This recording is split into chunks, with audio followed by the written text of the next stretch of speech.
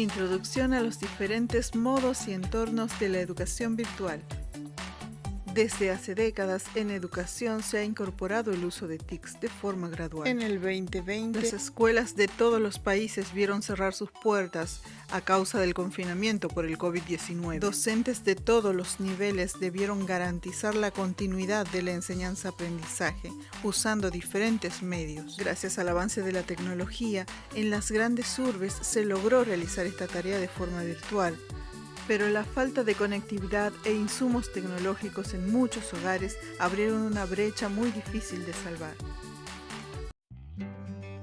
Es esta misma brecha la que nos lleva a pensar y analizar las diferentes líneas de enseñanza con las que se ha trabajado la educación de forma remota, incluso desde antes de la pandemia.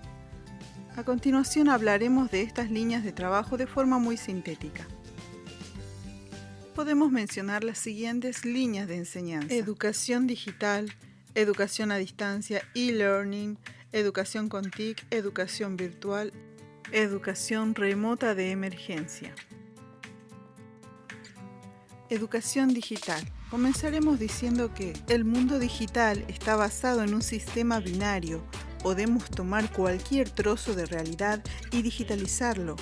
Ya digitalizado, este trozo de realidad es portable, liviano y modificable. No podemos olvidar que vivimos en un mundo en el que toda la información que manejamos es digital o puede digitalizarse, y podemos manejar cantidades increíbles de datos en dispositivos muy pequeños y en cualquier tiempo y lugar.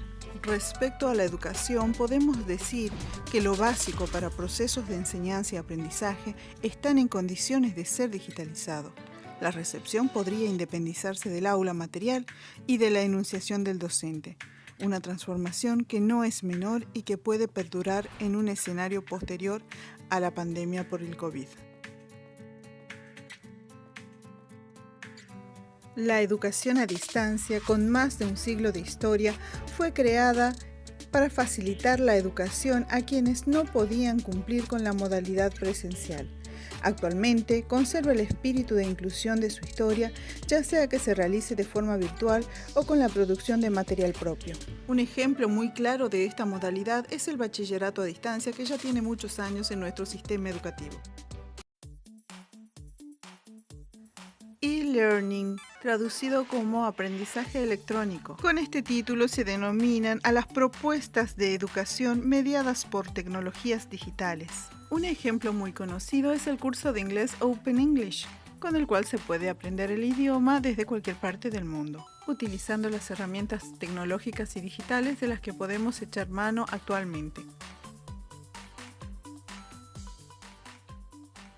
Educación virtual. Lo virtual es aquello que existe en potencia pero no en acto. En cuanto a la educación virtual, podemos decir que implica cambios significativos en la concepción de cómo educar. Actualmente en nuestra provincia la educación se está dando de una forma bimodal. Esto quiere decir que se combinan las formas presencial y virtual. Los docentes hacen uso de redes sociales o aplicaciones para complementar sus clases. A esto también se lo conoce como aulas extendidas. Educación con TIC o tecnologías de la información y la comunicación son precisamente eso, una educación mediada por las tecnologías de la información y la comunicación. En esta línea de trabajo se utilizan las herramientas tecnológicas educativas y no educativas para cambiar la forma de enseñar y aprender, para manejar de otra manera la información y transformar las prácticas de la enseñanza.